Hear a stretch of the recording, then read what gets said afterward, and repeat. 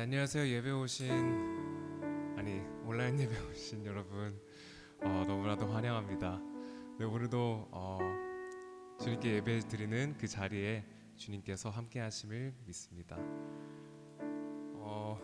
제가 이제 토요일 날 이렇게 온라인 예배를 녹화하면서 많이 들었던 생각은 내가 예배를 편하고 잘 하려면은 정말 많은 조건들이 필요했구나라는 걸 느끼게 되는데 이제 토요일 날 이렇게 모여서 예배 드릴 때 너무 일찍 모여서 너무 예배 드리기 힘들고 또 이제 함께 예배하는 우리 공동체가 없어서 힘이 나지 않고 또 너무 많은 카메라에 둘러싸여서 예배해서 예배드리기가 참 힘들다라는 생각이 들었는데 함께 집에서 예배드리는 여러분들에게도 좀 힘들 것 같아요. 집에서 공부하면은 방해가 너무 많아서 공부가 안 되는 것처럼 예배도 집에서 드리는 게 쉽지 않은 것 같은데 저희가 지금 이 시간 찬양 드릴 때 또 저희가 얼마나 더 이렇게 찬양하고 예배드릴지 모르겠지만 계속되는 날에 계속 저희가 좀 집중하고 훈련하기 원하는 것은 정말 기도드리는 것처럼 정말 골방에 들어가서 은밀하게 주님에게만 집중하는 것처럼 저희가 예배드릴 때 비록 힘들지만 주님만 바라보면서 저희의 시선이 다른 곳에 가 있는 것이 아니라 저희에게 이 예배를 방해하는 그런 것들에 가 있는 것이 아니라 온전히 예배를 받으시는 주님께 시선을 돌리며 찬양하는 그런 훈련을 저와 여러분들이 함께 했으면 좋겠습니다. 그래서 지금 이 시간 그런 마음 가지고 함께 찬양했으면 좋겠습니다.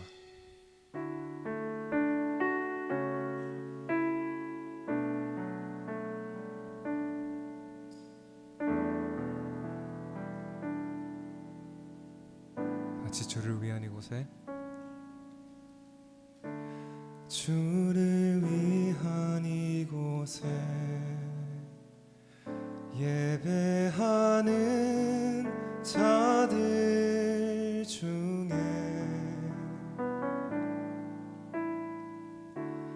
그가 찾는 이 없어 주님께서 슬퍼하시네. 다같이 주님이 찾으시는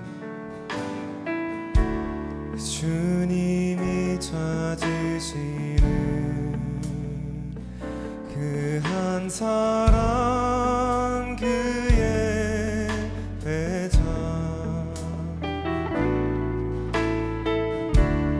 내가 그 사람 되기 간절히 주께 예배하네. 주네로 이곳에 서 있네. 주임제에 엎드려 절하네. 그 어느 것도 난 필요 없네. 주님만 경배해. 주네로 이곳에 서 있네. 주임제에 엎드려 절하네. 그 어느 것도 난 필요 없네. 주님만 경배해.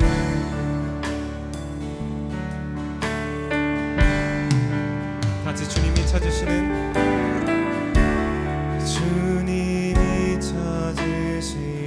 그 한 사람 그 예배자 그 한 사람 그의 배자 내가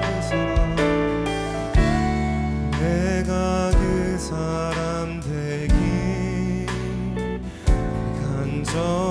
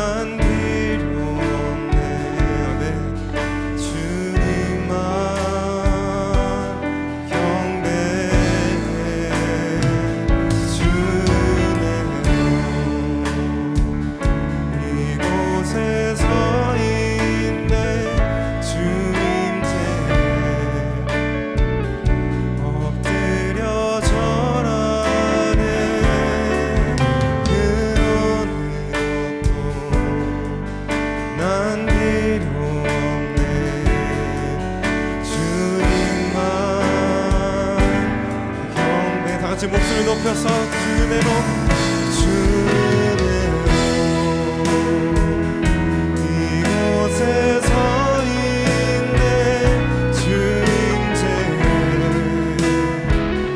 엎드려 절하네 그 어느 것도 난 필요 없네 주님만 경배해 주대로 이곳에 서 있네 주님 제에 엎드려 절하네 그 어느 난 필요 없네 주님만 경배해 그 어느 것도 난 필요 없네 주님만 경배해. 아멘. 지금 이 시간 이곳에 계시는 주님을 기뻐 찬양하길 원합니다.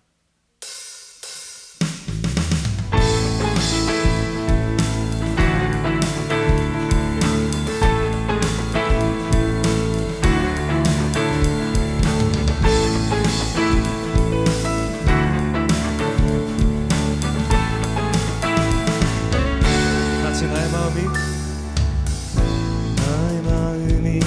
하늘 향하네 아버지 나 주님 바라네 내 모든 근심 내려놓고 고개 들어 주 바라보네 지금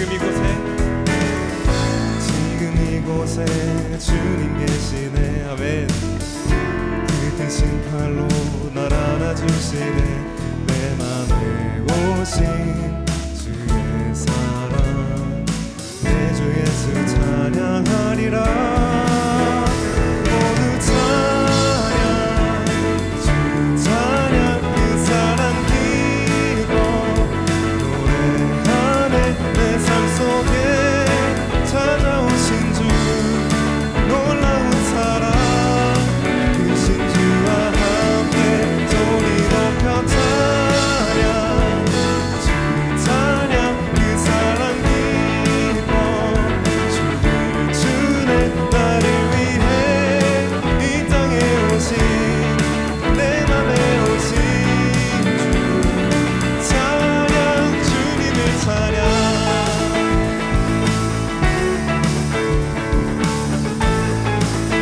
다시 한번 나의 마음이 하늘 향하네 아버지 주님 바라네 내 모든 근심 내려놓고 고개 들어 주 바라보네 지금 이곳에 주님 계시네 그 크신 팔로 날 안아주시네 내 맘에 오신 주의 사랑 내 주 예수 찬양하리라 모두 찬양 주 찬양 그 사랑 기뻐 노래하네 내 삶 속에 찾아오신 주 놀라운 사랑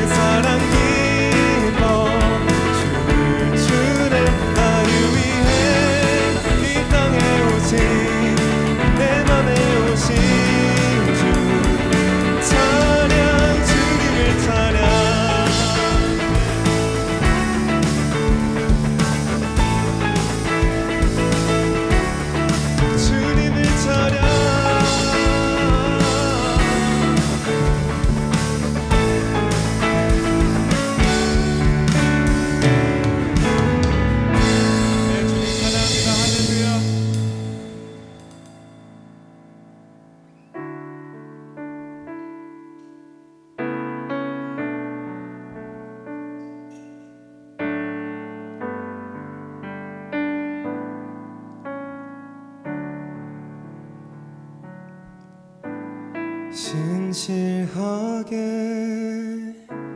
진실하게 거룩하게 살게 하소서. 진실하게 진실하게 거룩하게 살게 하소서.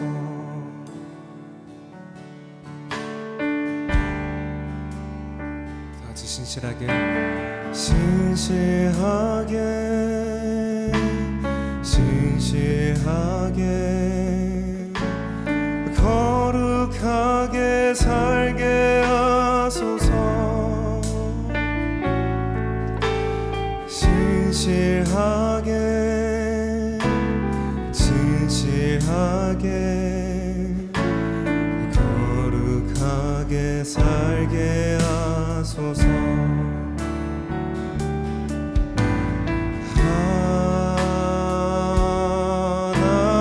하나님 나의 마음 만져주소서.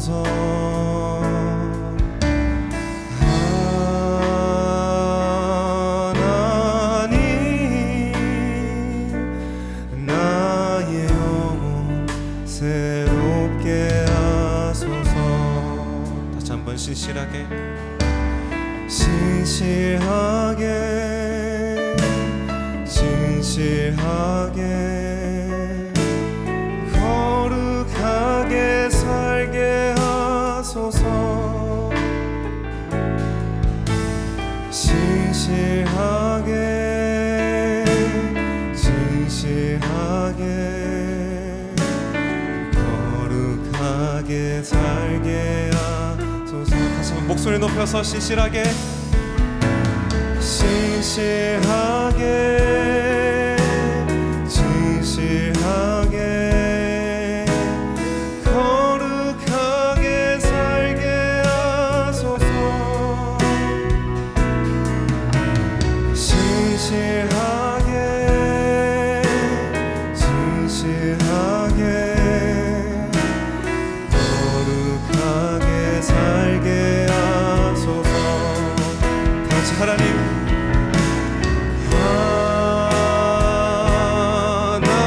하나님 나의 마음 만져주소서.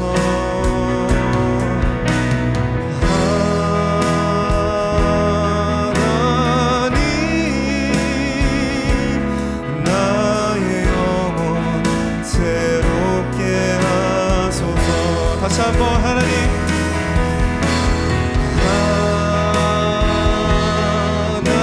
하나님 나의 기도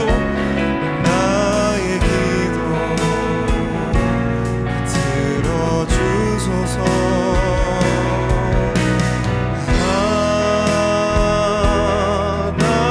하나님 주의 길로 인도하소서.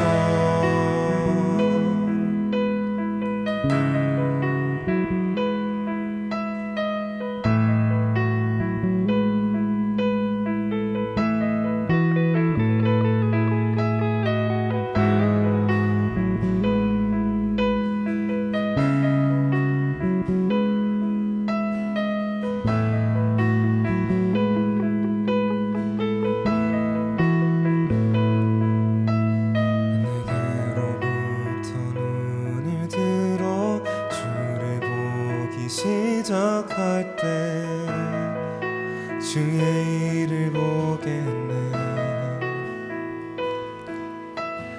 내 작은 마음 돌이키사 하늘에 꿈꾸게 하네.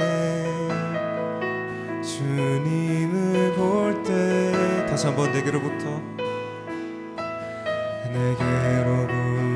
눈을 들어 주를 보기 시작할 때 주의 일을 보겠네. 내 작은 마음도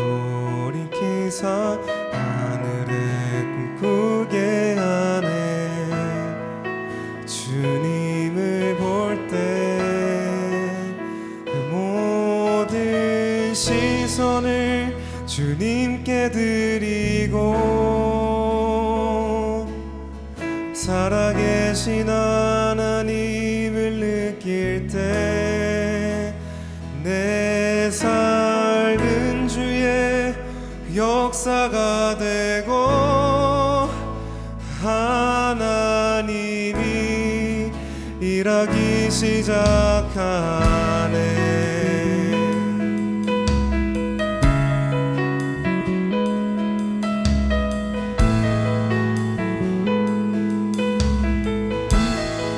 다시 성령이 나를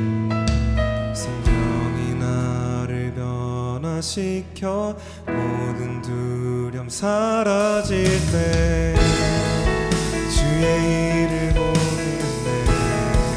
황폐한 땅 한가운데서 주의 마음을 알게 되리. 주님을 볼 때 모든 시선을 주님께 드리고 살아계신 하나님을 느낄 때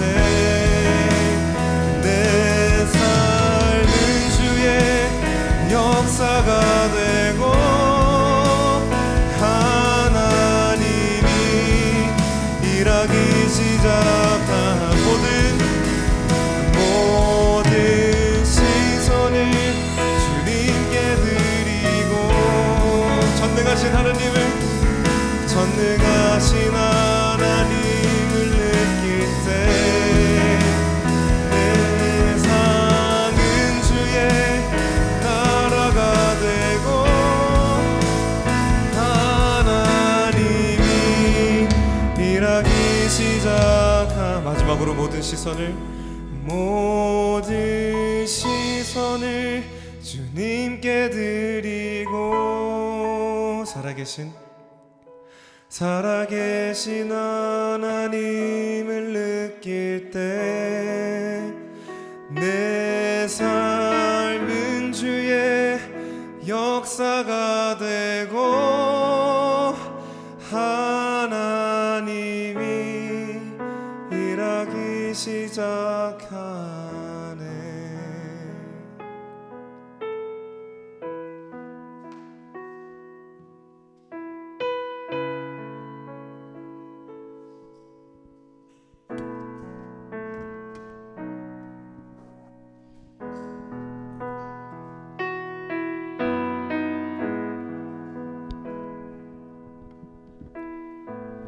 다 같이 기도하시겠습니다.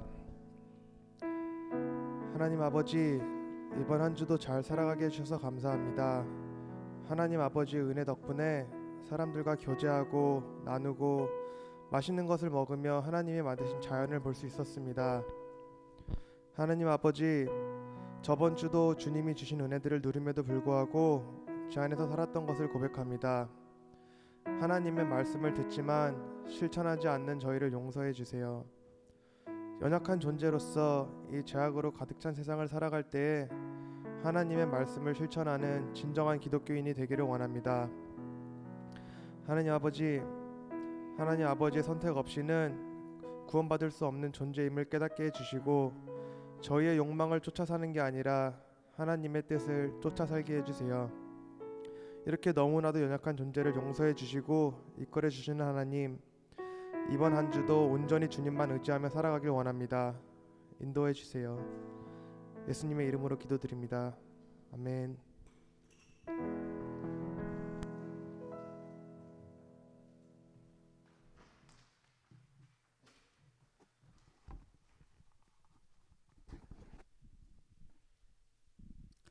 오늘 하나님께서 우리에게 주신 말씀 우리 같이 보도록 하겠습니다. 베드로전서 2장 1절에서 10절까지의 말씀 우리 같이 보겠습니다. 베드로전서 2장 1절에서 10절까지의 말씀입니다. 베드로전서 2장 1절에서 10절까지의 말씀 우리 같이 보겠습니다. 우리 성경책을 찾으셔서요, 같이 우리 하나님 말씀을 보도록 하겠습니다.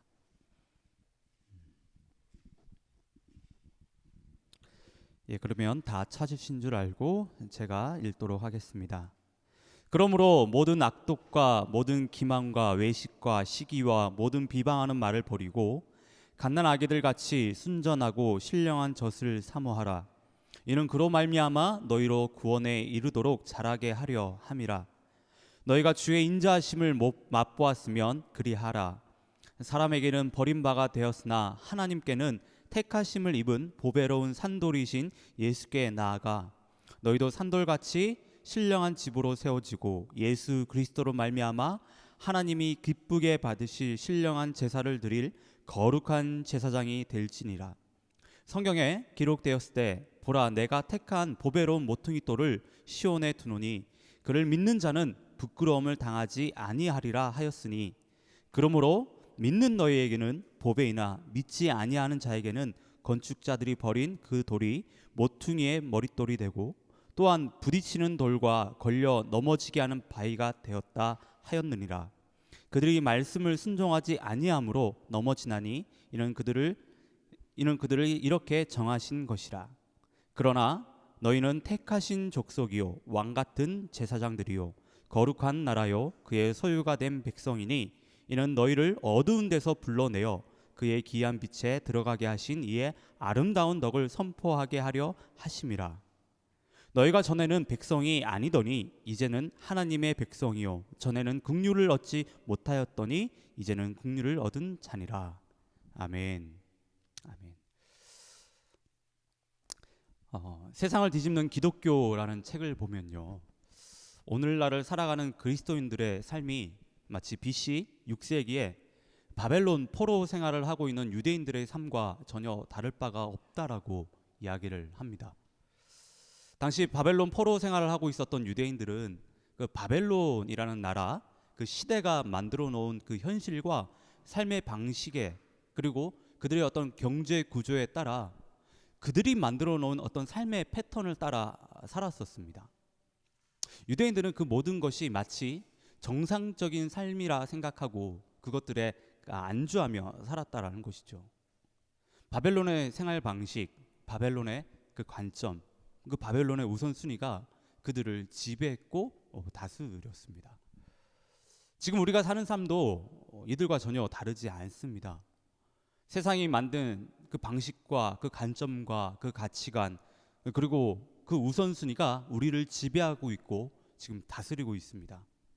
우리는 세상이 만들어 놓은 삶을 마치 정상적인 삶이라 생각하고 그 속에서 안정감을 누리며 살아가고 있습니다. 그런데 여러분, 세상이 만들어 놓은 삶은요 정상이 아닙니다. 몇 가지 예를 들어서 살펴보면 지금 세계 인구의 3분의 2가요 가난에 허덕이고 있습니다. 당장 내일 먹을 것이 없어서 걱정하고 있어요. 그런데 지금 지구 반대편에서는요 먹을 것이 넘쳐나고 있습니다. 썩어서 음식을 버리는 그런 형국입니다. 여러분, 이게 정상일까요?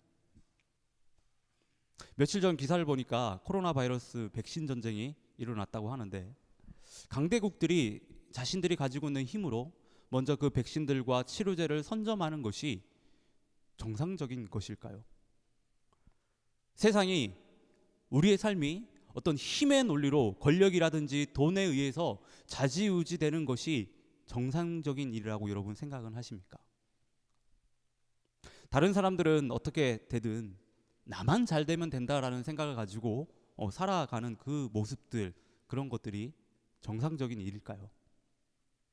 아닙니다. 결코 정상적인 일들이 아닙니다. 지금 이런 비정상적인 일들을 다 말할 수는 없지만 우리 삶에는 이런 비정상적인 일들이요 마치 정상적인 것이냐 우리의 삶을 규정하고 있습니다. 여러분, 바벨론의 어떤 삶의 방식, 바벨론의 삶의 가치, 바벨론 삶의 어떤 그런 우선순위가 우리 삶을 지배하도록 다스리도록 두면 안 됩니다. 세상적인 그 가치관과 그 세계관이요 우리를 지배하도록 두면 안 됩니다. 바벨론에 그 포로 생활을 하던 그 유대인들은 이런 바벨론의 어떤 그런 가치관과 세계관에 물들지 않기 위해서요 정말로 많은 노력들을 했습니다. 그 중에 하나가 뭐였냐면 자신들이 어떤 존재인지, 자신들은 어떤 정체성을 가지고 살아야 되는지 그것을요 서로에게 끊임없이 묻고 또 일깨워 줬다라는 거예요. 우리가 누구인지, 우리가 어떤 사람들인지. 여러분, 정체성, 그 아이덴티티는 내가 누구인지 어떤 존재인지를 말하는 것입니다. 근데 이 정체성, 내가 누구인지를 모르고 또 약해지면요, 사람은요 강하고 매력적인 어떤 그 인물, 어떤 그런 삶을 보고 배우게 됩니다. 자신도 모르는 사이에 그것들의 지배를 받게 돼요. 10대 청소년들이 아이돌에 빠지는 이유는 자신들의 정체성이 확고하지 않기 때문입니다. 자신들의 정체성이 완전히 확립이 안 됐기 때문에 화려한 아이돌의 그 삶을 동경하고 그들의 삶을 본받으려고 합니다. 그 안에서요 자신의 정체성을 찾으려고 하는 거예요. 그러다 보니까 주변의 삶에 그렇게 쉽게 휘둘리게 됩니다. 그런데 자신의 정체성이 확고한 사람은요 결코 흔들리지 않습니다. 주변 상황과 그 환경이 바뀌어도 자신이 누구인지를 분명하게 알기 때문에 자신의 삶을 그냥 살아가요. 그리고 다른 사람의 그 삶의 방식을요 부러워하지도 않고 따르지도 않습니다. 왜냐하면 자신이 누군지 알기 때문에, 자신이 어떻게 살아야 되는지 알기 때문이에요. 오늘 우리가 읽은 베드로전서 2장 1절부터 10절까지의 말씀은 우리의 정체성에 대해서 말해주는 성경 구절이라 할 수 있는데, 그리스도인들이 어떤 정체성을 가지고 어떻게 살아야 하는지를 말해줍니다. 이것을 오늘 세 가지로 한번 정리해서 이야기를 해보려고 하는데요. 첫째로, 그리스도인들은 거룩한 제사장이라는 것입니다. 거룩한 제사장. 우리 5절을 다 같이 한번 읽어보도록 하겠습니다. 오늘 본문의 5절입니다. 5절을 다 같이 한번 읽도록 하겠습니다. 다 같이 읽겠습니다. 시작. 너희도 산돌같이 신령한 집으로 세워지고 예수 그리스도로 말미암아 하나님이 기쁘게 받으실 신령한 제사를 드릴 거룩한 제사장이 될지니라. 아멘. 베드로는 여기서 너희도 산돌같이 신령한 집으로 세워지라고 이야기를 합니다. 그 산돌이라는 것은 살아있는 돌을 이야기하는 겁니다. 그러니까 리빙스톤을 이야기하는데 바로 예수님을 가리키는 것입니다. 베드로가 예수님을 가리켜 산돌, 살아있는 돌이라고 말한 이유는요, 성경에서의 그 돌의 쓰임과 그 돌의 특성을 생각해서 예수님을 살아있는 돌이라고 표현한 것이라고 할 수 있습니다. 구약시대의 그 돌은요, 이스라엘 사람들의 삶에 없어서는 안 될 꼭 필요한 것이었습니다. 정말 많은 것들이 이 돌로 인해서, 돌을 바탕으로 다 그들의 삶이 이렇게 이루어졌다라는 거예요. 그리고 이스라엘 백성들이 출애굽한 이후에 광야에서 물이 없어서 그 목말라 했었을 때요, 모세는 반석을 쳐서 물을 내는데 이것을요 바울이 뭐라고 이야기하냐면 고린도전서 10장 4절을 보면 다 같은 신령한 음료를 마셨으니 이는 그들을 따르는 신령한 반석으로부터 마셨음에 그 반석은 곧 그리스도라. 그러니까 바울은 신령한 음료를 낸 반석이, 그 돌이 바로 예수 그리스도라고 이야기를 합니다. 그리고 다니엘서 2장을 보면 뜨인 돌이라는 표현이 나오는데요. 뜨인 돌. 그 뜨인 돌이라는 것은 사람이 다듬지 않는 돌을 말합니다. 사람이 다듬지 않는 돌. 그러니까 느부갓네살 왕의 꿈에 이 뜨인 돌이 나오는데, 그 다니엘이요 느부갓네살 왕의 꿈을 해석할 때 그 꿈에 거대한 신상, 우상이 나오는데 뜨인 돌이 나타나서 그것을 완전히 부셔버립니다. 뜨인 돌이 갑자기 나타나서 그 신상, 그 우상을요 그 꿈속에서 완전히 부셔버려요. 그리고 그 우상을 친 그 뜨인 돌이 온 세상에 가득하게 되는데, 다니엘은 그 뜨인 돌을 하나님께서 세우신 하나님의 나라라고 이야기를 합니다. 하나님의 나라라고, 그 뜨인 돌을 가리켜요. 그러니까 물이 나오게 했던 반석, 이 세상 사람들을 부셔버렸던, 이 세상 나라들을 부셔버렸던 그 뜨인 돌, 이런 말씀을 기억하고 그 돌이 이스라엘 백성들을 구원해 줄 메시아를 상징하는 것이라고 생각했던 사람들이 많았다라고 해요, 실제로. 근데 베드로도 역시 그렇다라는 거예요. 그리고 여러분, 돌의 특징은요, 굳고 강한 데 있습니다. 그리고 변하지 않아요.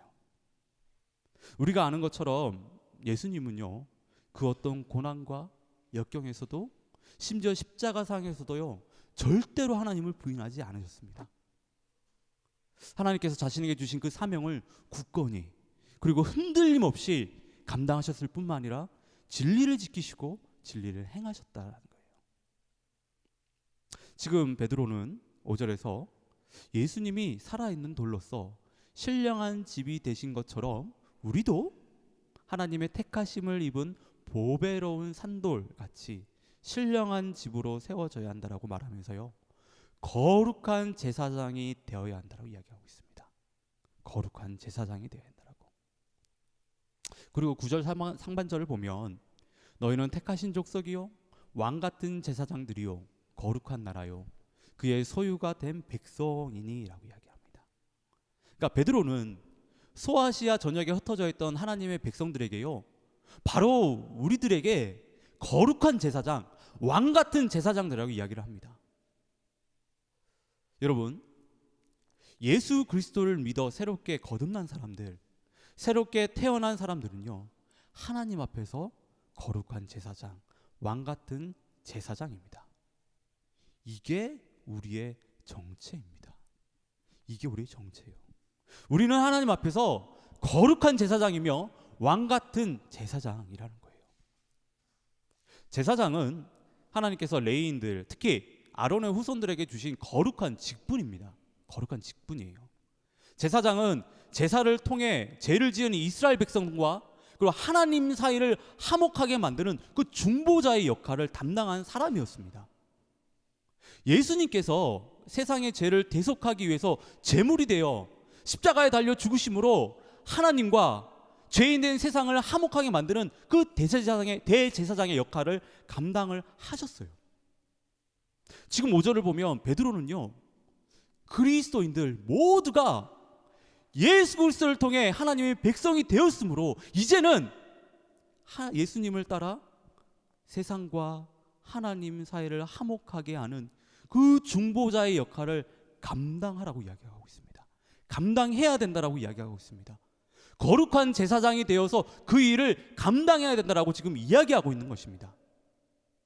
일반적으로 제사장 하면 그 목회자들 많이 생각하는데요, 여러분, 그것은 어떤 구약의 개념입니다. 구약의 개념. 그리고 천주교에서는 아직도 그 신부에게만 제사장의 직책이 주어졌다고 이야기하는데요, 하나님은 예수님을 믿는 모든 사람들이 거룩한 제사장, 왕 같은 제사장이라고 이야기하세요. 그래서 종교개혁가들은 만인 제사장설 이것을 이야기를 합니다. 그러니까 예수를 믿는 하나님의 백성이 된 모든 사람들은 다 제사장이라고 이야기를 해요. 제사장이라고. 우리 모두는 하나님을 알지 못하는 세상 사람들과 하나님 사이를요, 화목하게 만들고 연결시키는 중보자의 역할을 감당해야 되는 제사장들입니다. 우리는 제사장들이에요. 예. 우리가 이런 제사장이 될 수 있었던 이유는요, 바로 예수님 때문입니다. 예수님. 우리가 제사장이 될 수 있었던 이유는 바로 예수님 때문이에요. 히브리서 10장 19절과 20절을 보면 제가 읽어드리겠습니다. 그러므로 형제들아, 우리가 예수의 피를 힘입어 성소에 들어갈 담력을 얻었나니 그 길은 우리를 위하여 휘장 가운데로 열어놓으신 새로운 살길이요 휘장은 곧 그의 육체니라. 그러니까 성소에 들어갈 수 있는 사람은 오직 제사장밖에 없었는데, 성소 안에는 또 지성소가 있었습니다. 지성소는 하나님의 법궤가 있는 매우 거룩한 곳으로 제사장들도 함부로 접근하지 못했고 들어가지 못했던 곳이에요. 딱 1년에 한 번 들어갈 수 있었습니다.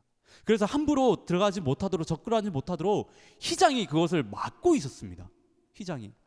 그런데 예수님께서 십자가에 돌아가셨을 때요, 성전의 휘장이 위에서부터 아래로 찢어졌습니다. 이제는 성소가, 그러니까 예수 그리스도를 믿는 모든 사람들에게 다 그것이 오픈된 것입니다. 그래서 예수님을 믿는 모든 사람들은 그 누구나 하나님께 나아갈 수 있는, 그러니까 지성소에 들어갈 수 있는 제사장의 그 권리를 얻게 됐다라는 거예요. 여러분, 하나님께서 예수님을 믿는 자들에게 이런 거룩한 제사장, 어떤 왕 같은 제사장의 직분을 감당케 하시는 그 이유는요, 신령한 제사를 드리게 하기 위해서입니다. 아무런 이유 없이 하나님이 우리에게 제사장의 직분을 허락하신 것이 아닙니다. 제사장이 가장 우선순위를 두고 해야 할 일은 뭘까요? 제사장이 가장 우선순위를 두고 해야 될 일은 하나님께 제사를 드리는 겁니다. 하나님께 제사를 드리는 겁니다. 그런데 그 제사를요, 1년에 한 번, 두 번 그냥 생각날 때 드리는 것이 아니라 삶 속에서 매일 드려야 합니다. 그런 책임이 제사장에게 있었습니다. 예수님께서 십자가에 달려 죽으심으로 인해 우리는 더 이상 이 동물의 피로 드리는 제사를 드릴 필요가 없게 됐습니다. 대신에 우리가 하나님께 드려야 하는 제사는요, 동물의 피로 드리는 제사가 아니라 거룩한 삶으로 드리는 제사입니다. 우리가 드려야 될 제사는 거룩한 삶으로 드려야 하는 제사라는 거예요. 히브리서 13장 15절과 16절을 보시면 제가 쉬운 성경으로 한번 읽어드리겠는데요.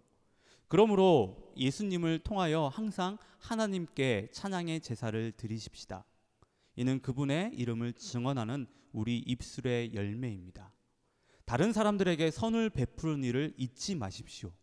여러분이 가진 것을 서로 나누시기 바랍니다. 이러한 행동은 하나님을 기쁘시게 하는 제사입니다. 여러분, 하나님께 거룩한 삶으로 제사를 드린다는 것은 히브리서 저자가 말하는 것처럼요, 선을 행하는 것이고 가진 것을 서로 나누어 주는 것이라고 지금 이야기하고 있어요. 그리고 로마서 12장 1절을 보시면 여러분의 몸을 하나님을 기쁘시게 하는 거룩한 살아있는 제물로 드리십시오. 이것이야말로 여러분들이 마땅히 드려야 할 영적 예배입니다라고 이야기합니다.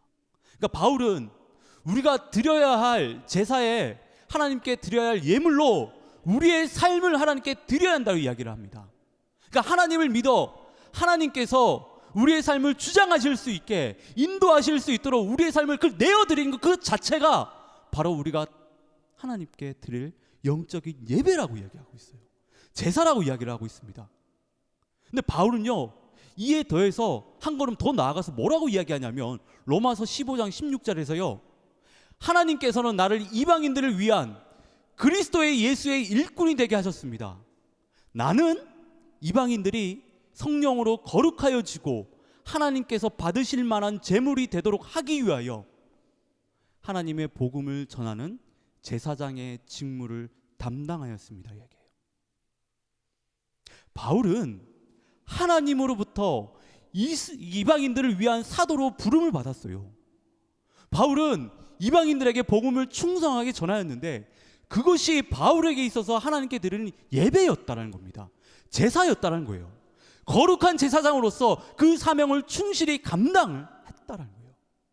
그런데 여기서 하나님께서 받으실 만한 그 제물은 로마서 12장 1절에서 말하는 우리의 몸이 아니라, 지금 바울이 15장에서 이야기하는 건요, 우리의 몸이 아니라 하나님께서 받으실 만한 그 제물은 우리의 몸이야, 우리가 아니라 이방인이라는 거예요. 이방인. 여러분, 이방인들이 누구예요? 이방인들이 예수님을 믿지 않는 사람들입니다. 예수님을 믿지 않는 사람들이에요. 로마서 15장 16절에서 말하는 제사장의 그 역할은요, 하나님께서 가장 귀하게 받으실 그 제물은 예수님을 믿지 않는 사람들을 하나님께 인도하는 것이라고 지금 바울은 이야기하고 있습니다. 하나님을 알지 못하고 믿지 않는 사람들을 하나님과 그 연결시키는 그 일이 거룩한 제사장이 해야 될 그 일이라고 지금 바울이 이야기하고 있는 거예요. 그러면 우리는 어떻게 이 제사장의 직분을 감당할 것인가, 이 거룩한 제사장의 직분을 감당할 것인가 하는 의문을 우리가 가지게 되는데요, 이것은 제사장이라는 정체성을 가지고 어떻게 우리가 살아야 하는가 하는 것과 연관이 되어 있습니다. 바로 그 이야기라고 할 수 있습니다. 그것은 아름다운 덕을 행하라는 거예요. 이것이 오늘 두 번째로 나눌 이야기인데요. 아름다운 덕을 행하라는 거예요. 아름다운 덕을. 우리 다 같이 한번 9절을 한번 읽어보도록 하겠습니다. 9절입니다. 다 같이 우리 9절 말씀을 읽어보도록 하겠습니다. 읽겠습니다. 시작. 그러나 너희는 택하신 족속이요 왕같은 제사장들이요 거룩한 나라요 그의 소유가 된 백성이니 이는 너희를 어두운 데서 불러내어 그의 기이한 빛에 들어가게 하신 이의 아름다운 덕을 선포하게 하리심이라. 아멘. 하나님께서는 어두운 가운데 죄의 종노릇하던 우리들을 불러내셔서요 하나님의 거룩한 제사장으로 세워주셨습니다. 그런데 하나님께서 우리를 거룩한 제사장으로 세우신 그 이유가 지금 9절에서 보면 아름다운 덕을 선포하게 하기 위해서 우리를 거룩한 제사장으로 삼으셨다라고 이야기를 해요. 아름다운 덕을 선포하게 하기 위해서. 여러분, 아름다운 덕이라는 것은요 하나님으로부터 칭찬받을 만한 일을 가리킵니다. 아름다운 덕이라는 것은 하나님으로부터 칭찬받을 만한 일을 얘기하는 거예요. 하나님께서 보셨을 때 기뻐하실 만한 그런 일들을 가리켜서요 아름다운 덕이라고 이야기할 수 있습니다. 그러니까 하나님의 거룩한 제사장들이 해야 할 일은 이 땅에서 하나님께 칭찬받을 만한 일들을요 계속해서 하는 것입니다. 그것이 제사장으로서 하나님께 예배를 드리는 일이에요. 예배를 드리는 일. 그리고 그것을 통해서요 우리는요 하나님께 영광과 찬송을 올려드리게 됩니다. 여러분, 하나님께 영광과 찬송을 올려드리는 일이 무엇입니까? 하나님께서 우리를 창조하신 그 목적이잖아요. 이사야서 43장 21절에 우리를 창조하신 그 목적이 하나님 앞에 찬양 드리며 영광 돌리며 하나님을 예배하는 것입니다. 지금 그것을 이야기하고 있어요. 그러니까 우리의 정체성을 지금 드러내는 일이라고 할 수 있다라는 거예요. 그러면 우리의 삶에 이 아름다운 덕을 어떻게 행할 것인가? 어떻게 행할 것인가? 여러분, 우리에게 필요한 생각이 하나 있습니다. 제가 청년들을 이렇게 오래 만나면서 좀 이 생각을 좀 청년들이 반드시 좀 가졌으면 좋겠다는 생각이 있는데 그것이 뭐냐면요. 이 세상에서 우리가 가지고 있는 모든 직업들은요 다 성직이라는 거예요. 다 성직. 다 거룩한 직업이라는 겁니다. 학생, 또 직장, 아니면 결혼한 어떤 주부도 좋습니다. 뭐 다 성직이라는 거예요. 거룩한 일이라는 겁니다. 거룩한 직업이라는 이 생각이 필요합니다. 단지 목회자만 교회를 섬기는 그 일들을 하는 어떤 그런 사람들이 성직, 그런 어떤 거룩한 직업이 아니라 지금 여러분들이 가지고 있는 직업이요 학생이라는 그 신분이요 다 성직이라는 거예요. 거룩한 직업이라는 것입니다. 우리는 이 생각을 잊어버리면 안 돼요. 우리는 이 생각을 잊어버리면 안 돼요. 우리가 이 생각을 가지고 있을 때 우리가 가진 직업을 가지고요 아름다운 덕을 행할 수가 있습니다. 아름다운 덕을 실천할 수가 있어요. 한 교회 후배 이야기를 좀 잠시 하면요, 예전에도 한번 어떤 그룹에서 또 얘기를 나눈 것 같기도 한데 이 친구가 학교 다닐 때요 학부 회장을 했었습니다. 이 친구가 학부 회장을 하면서 그 학부를 한번 완전히 발칵 뒤집어 버린 어떤 일이 하나 있는데, 제가 이제 대학을 다녔을 때만 해도 새 학기가 되면 한국에 있는 거의 모든 대학교들은요 다 MT를 갔었습니다. MT를 갔는데 MT 때 빠지지 않는 것이 꼭 있죠. 그 술입니다. 술. 그 술 문화. 예, 술 문화. 이 친구는 회장이 돼서요. 되고 나서 MT를 이렇게 계획하는데 술이 없는 MT를 계획한 것입니다. 이 소식이 학부에 다 알려지자 선배들이 난리가 났어요. 선배들이 어떻게 술이 빠진 MT를 갈 수가 있냐고, 어떻게 그럴 수가 있냐고. 그래서요 그 친구를 불러가지고 정말 호되게 꾸짖었다고 합니다. 예. 근데 이 친구는 선배들의 그 꾸지람에도요 아랑곳하지 않고 술이 없는 MT를 계획하고 진행을 했습니다. 이 친구가 MT를 이렇게 계획한 것은 자신이 볼 때 이는 하나님이 전혀 기뻐하지 않으실 만한 그런 일이라고 생각해서, 그리고 그 술 문화가 자신이 볼 때는 잘못됐다라고 생각됐기 때문에, 그래서요 선배들하고 교수님들을 계속 찾아가서 설득해가지고요 정말 술이 없는 MT를 진행을 했습니다. 그런데 MT를 다녀온 학생들이요 하나같이 MT가 너무 좋았다라고 피드백을 한 거예요. 여러분, 이게 하나님이 보실 때 아름다운 덕을 행하는 곳이라 할 수 있습니다. 그 친구는 그 학부의 회장직을요 단순한 회장직으로 생각하지 않았습니다. 하나님을 믿는 회장이었다는 거예요. 하나님을 믿는 회장. 거룩한 제사장으로서 그가 할 수 있는 그 일을 한 겁니다. 그 역할을 감당한 거예요. 그런데 이렇게 하나님이 기뻐하실 만한 일들을 생각해서 그 아름다운 일들을 행할 때는요 꼭 방해하는 사람들이 있다라는 거예요. 방해하는 사람들이. 여러분, 한번 예수님을 생각해 보십시오. 예수님이 이 세상에서 행하실 일들은요 거룩한 제사장으로서 아름다운 덕을 선포하신 것들입니다. 하나님의 말씀을 가르치시고 복음을 전하셨어요. 병든 자들을, 귀신 들린 자들을요 치료하시고, 가난한 자들에게 먹을 것을 주시고요 위로가 필요한 자들에게 사랑으로 그들을 다 품으셨습니다. 그런데 예수님은 당시 기득권자들에게요 철저하게 버림을 받으셨고 십자가에 못 박혀 돌아가셨다는 거예요. 예수님이 잘못한 일이 없잖아요. 누가 봐도 정말 아름다운 덕을 행하셨습니다. 그런데 버림받으셨다는 거예요. 십자가에 못 박히셨다는 겁니다. 왜냐하면 예수님을 그들에게 있어서요 예수님은 부딪히는 돌이었고 그들을 걸려 넘어지게 하는 바위였기 때문이에요. 여러분, 우리가 거룩한 제사장으로서 그 역할을 충실히 감당할 때는요 우리는 세상과 충돌하게 됩니다. 아니, 충돌할 수밖에 없습니다. 제가 좀 전에 얘기했던 그 친구만 보십시오.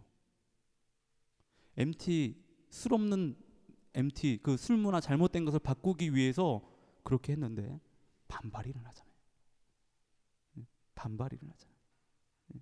충돌하게 된다는 거예요. 우리가 아름다운 덕을 실천하면 할수록 우리는요 세상으로부터요 배척당하고 조롱받고 호구라는 소리 듣게 됩니다. 바보라는 소리를 듣게 됩니다. 왜냐하면 예수님께서 그렇게 당하셨기 때문이에요. 예수님께서 그렇게 당해요. 그럼에도 불구하고 우리는 거룩한 제사장으로서 아름다운 덕을 우리 삶 가운데서요 실천하며 살아야 됩니다. 그것이 바로 우리 정체성을 지키는 일이고 하나님께서 우리를 부르신 이유와 그 목적이라는 거예요. 여러분들 삶 가운데서요 여러분들이 거룩한 제사장으로서 아름다운 덕을 어떻게 실천할 수 있는지 한번 생각해 보시고 한번 직접 실천해 보십시오. 그것을 실천하는 것이 우리가 해야 될 일입니다. 마지막으로 말씀으로 자라나야 됩니다. 세 번째는 말씀으로 자라나야 돼요. 우리가 온전한 거룩한 제사장이 되기 위해서는요 갓난 아기들이 엄마의 젖을 사모하듯이요 신령한 젖이라고 할 수 있는 하나님의 말씀을 사모해야 됩니다. 그래야지만 거룩한 제사장으로서 성장할 수 있습니다. 우리가 성장했다는 것은 결국 우리의 거룩한 행실, 즉 아름다운 덕을 행하는 것을 통해서 우리가 하나님 앞에서 얼마나 거룩한 제사장인지가 드러나게 돼요. 우리가 아름다운 덕을 행하려면, 우리가 거룩한 행실을 우리가 행하며 나가려면요 우리 안에 하나님의 말씀이 가득가득 채워져야지만 그 일들을 할 수 있습니다. 그래서 베드로는요 우리가 하나님의 거룩한 제사장으로서 자라나기 위해서 먼저 밝히는 것이 1절에 악독과 기만과 외식과 시기와 비방하는 말을 다 버려야 한다고 말하고 있습니다. 그런데 베드로는 1절에서요 의도적으로 버려야 할 것들에 대해서 말하면서 모든이라는 말을 반복적으로 사용하고 있어요. 모든이라는 말을.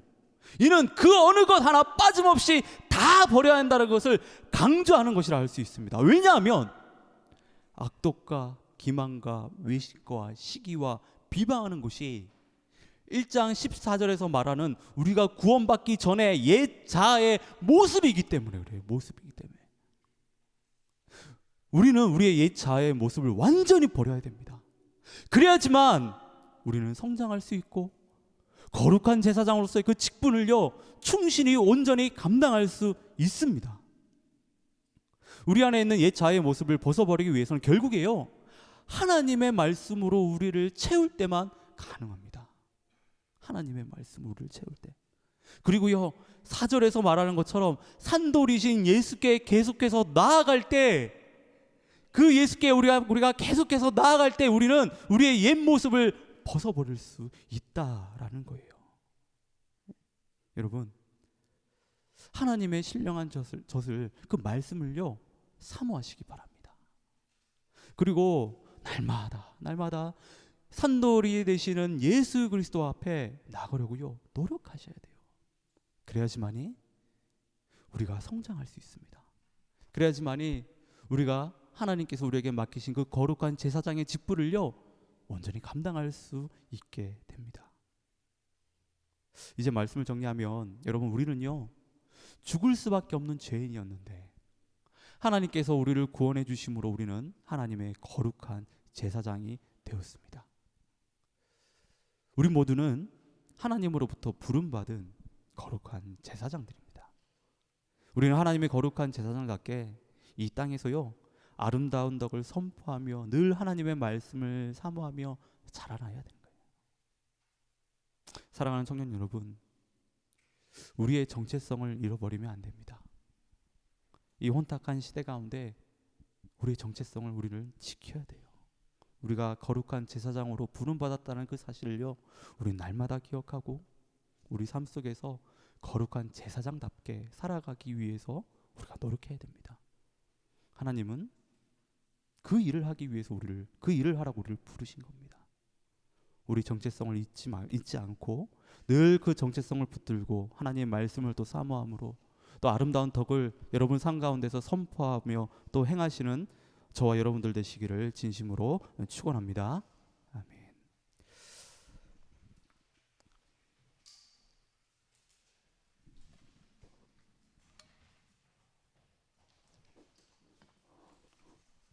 이 시간 우리 다 같이 오늘 하나님께서 우리에게 주신 말씀을 한번 생각하시면서 우리 한번 찬양 드리고 또 기도하도록 하겠습니다.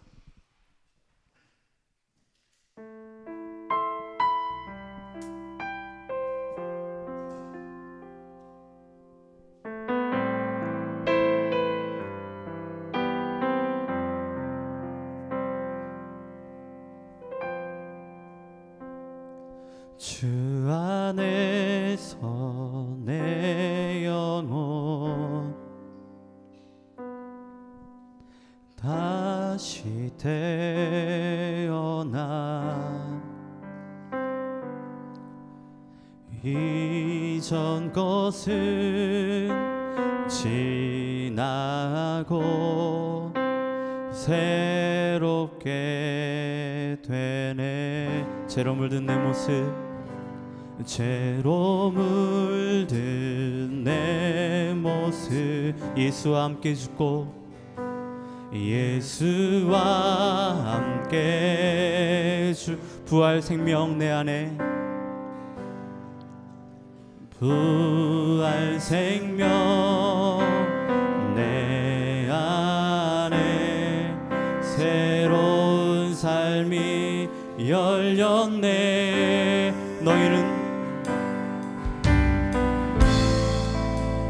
너희가 나를 택한 것이 아니요 내가 너희를 택하였나니 내가 너희를 택하여 세웠나니 오직 내 안에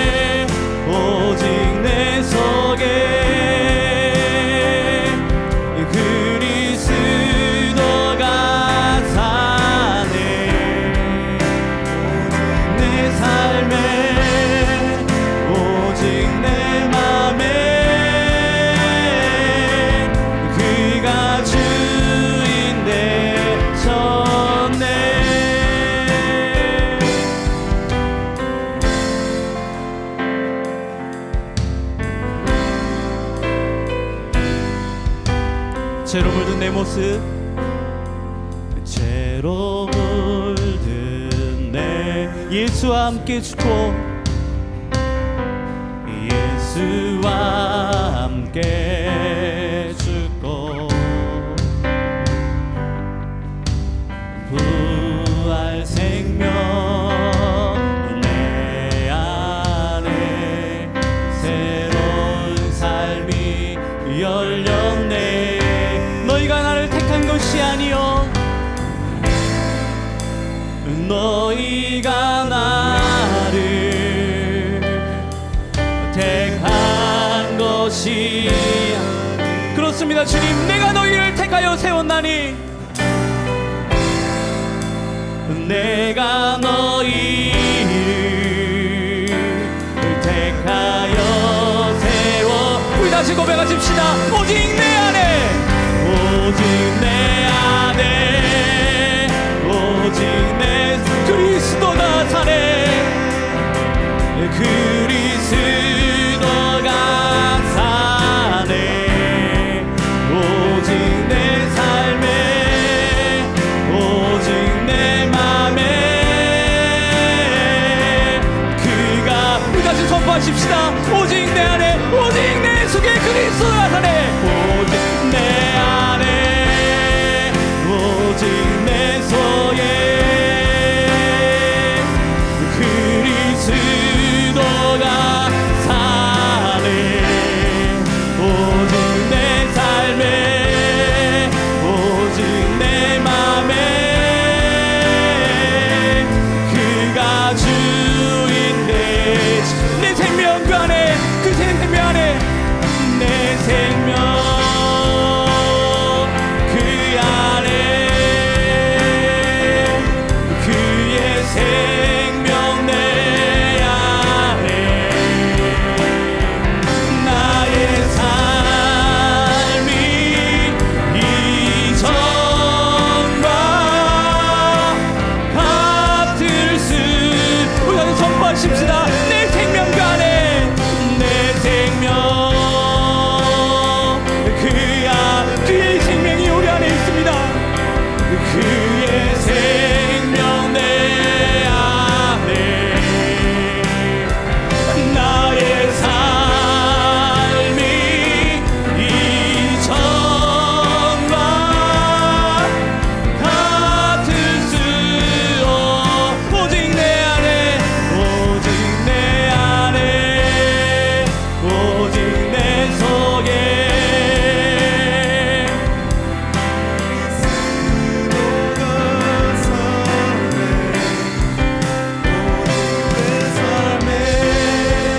오직 내 맘에 그가 다시 선포하십시다. 오직 내 안에, 오직 내 속에, 오직 내 안에, 오직 내. 그렇습니다. 주님, 우리 안에 주님이 계신 주여 고백합니다. 하나님 아버지, 내 삶에, 오직 내 맘에 그가 주인 되셨네.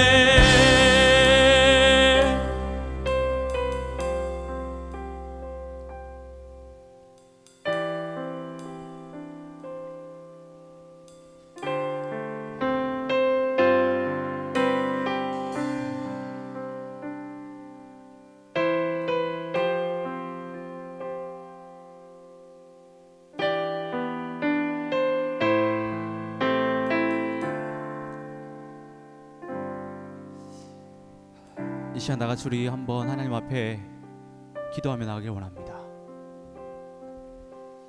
하나님, 저희는 죽을 수밖에 없었던 그런 죄인들이었습니다. 하지만 하나님께서 우리를 긍휼히 여기셔서 죄인된 우리를 하나님의 자녀로 삼아주시고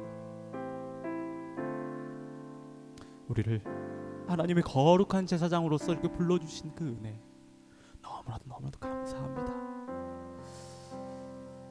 하나님, 우리가 이 땅을 살아감에 있어서 우리가 누구인지를 기억하게 하여 주시옵소서.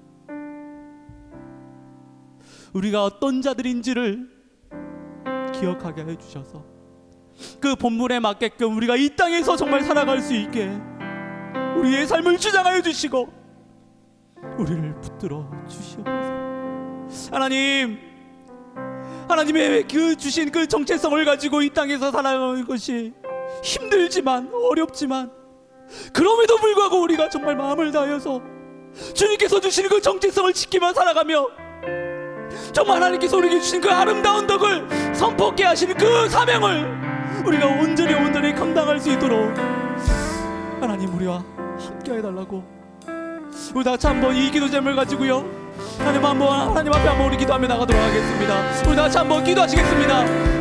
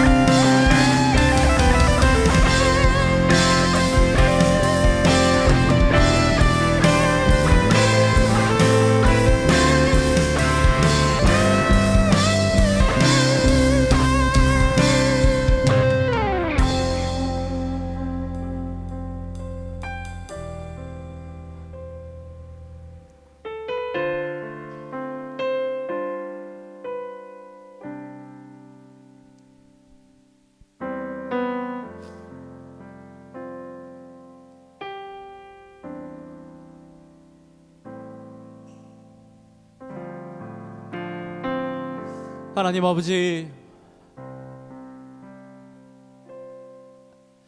저희를 하나님의 거룩한 제사장으로 세워주시고 불러주시니 너무나도 감사합니다. 저희들은 비록 죄인이었지만 예수 그리스도의 그 보혈로 인하여서 이제는 새롭게 거듭난 생명으로 거룩한 제사장들이 되었습니다.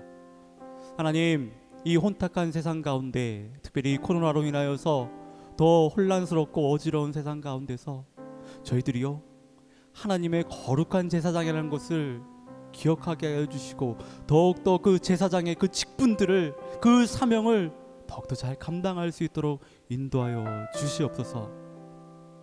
저희들에게 참 많은 직업들을 주셨고 또 학생이라는 신분 또한 저희들에게 주셨는데, 하나님, 하나님의 거룩한 제사장으로서의 학생, 하나님의 거룩한 제사장으로서의 내가 지금 가지고 있는 그 직업들을 온전히 감당하며 그 일들을 행할 수 있도록 인도하여 주시옵소서. 그러므로 인하여서 저희가 아름다운 덕을, 하나님께서 정말 기뻐하시고 하나님께서 칭찬하실 만한 일들을요 우리 삶 가운데서 행할 수 있도록 인도하여 주시옵소서. 그리고 주님, 저희가 날마다 주님 은혜 안에서 자라나길 원합니다. 늘 하나님의 그 신령한 젖을 사모하며 늘 하나님께 나아가는 우리 모두가 되게 하여 주시고, 그것들을 통하여서 더욱더 하나님이 보실 때 거룩하고 온전한 제사장들이 될 수 있도록 도와주시옵소서. 모든 걸 감사드립니다. 예수님의 이름으로 기도드립니다. 아멘. 예, 이 시간 우리 주님 앞에 찬양 올려드리면서요, 우리 준비한 예물 주님 앞에 올려드리도록 하겠습니다.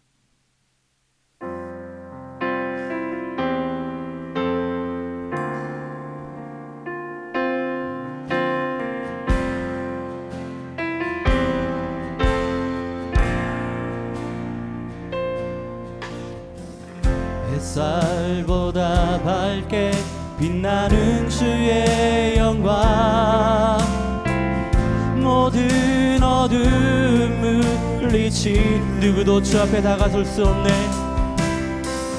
누구도 주 앞에 다가설 수 없네.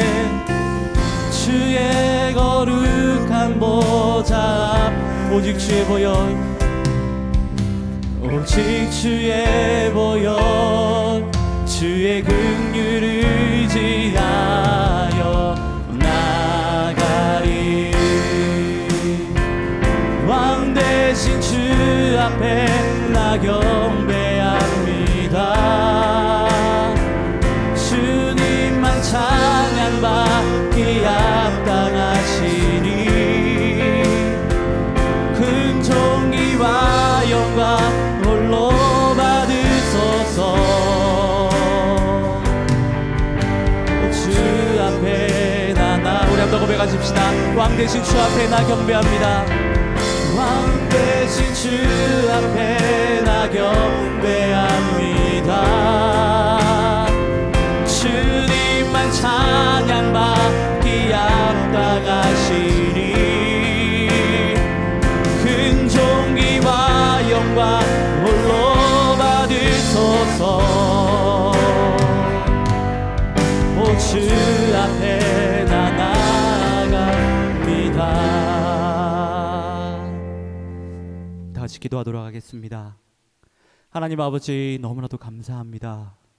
하나님께서 참 이를 어렵고 힘든 상황 가운데서도 저희가 주님 앞에 나와서 이렇게 예배드릴 수 있게 해주신 그 은혜 너무나 감사드립니다.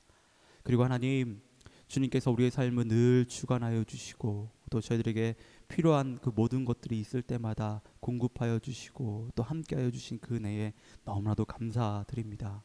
하나님, 이 시간 저희들이 너무나도 받은 은혜가 너무나 크기에 저희가 부족하지만 그 은혜에 감사여서 주님 앞에 예물을 내려놓습니다. 주님께서 이 예물을 귀하게 받아 주시옵소서. 이 예물을 통하여서 특별히 하나님의 나라와 하나님의 그 영광이 온전히 더욱더 드러나여지고 또 확장되어지기를 간절히 소원합니다. 하나님, 저희들 공동체 가운데 너무나도 참 어렵고 힘든 지체들이 많이 있습니다.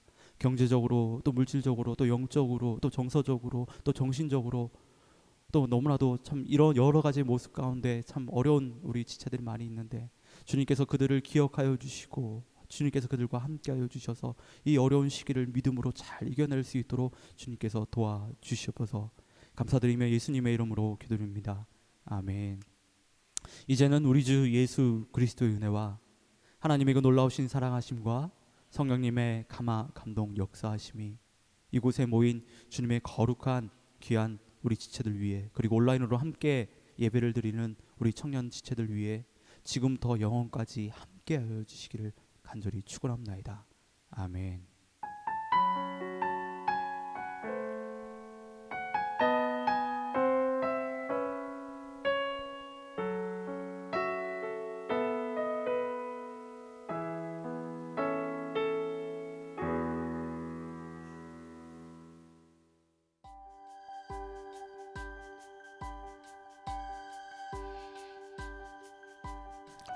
(2020년 7월 5일) 함께라서 행복한 삼성교회 청년부 소식입니다. 코로나 바이러스로 인해 계속해서 온라인으로 예배를 드립니다. 온라인 예배와 관련된 사항은 교회 소식에 있는 온라인 예배 에티켓과 헌금 안내를 참고해 주시기 바랍니다. 새 가족들을 위한 카톡방을 만들었습니다. 청년부 등록을 원하시는 분들은 오픈 카톡방에 들어오셔서 새 가족 리더들의 안내를 받으시면 됩니다. 링크와 QR코드를 사용해서 들어오시면 됩니다. 새로운 청년부 소통을 위해서 채널을 또 오픈했습니다. 아래 보이시는 QR코드를 스캔해서 들어오시거나 카카오톡 검색창에 삼성교회를 검색해서 채널 가입을 해주시면 됩니다. 가입하신 후에는 채팅방에 본인의 생일과 이름을 메시지로 보내주시기 바랍니다. 자세한 안내는 브랜치 리더에게 맡기시면 됩니다. 꼭 가입해주세요. 매주 금요일 저녁 9시에 온 열방과 교회 그리고 공동체를 위한 중보 기도 모임이 있습니다. 함께 기도하기 원하는 사람들은 누구나 참여하실 수 있습니다. 많은 분들의 관심 부탁드립니다. 온라인 아삽 찬양인들을 모집하고 있습니다. 온라인으로 찬양을 함께 원하시는 지체들은 누구나 신청해 주세요. 문의는 김혁 목사님께 해주시기 바랍니다. 온라인으로 헌금을 내실 수 있습니다. 주보에 있는 안내를 따라 내주시기 바랍니다. 이상으로 2020년 7월 5일 청년부 소식이었습니다. 이번 주도 건강하고 행복한 한 주 되세요.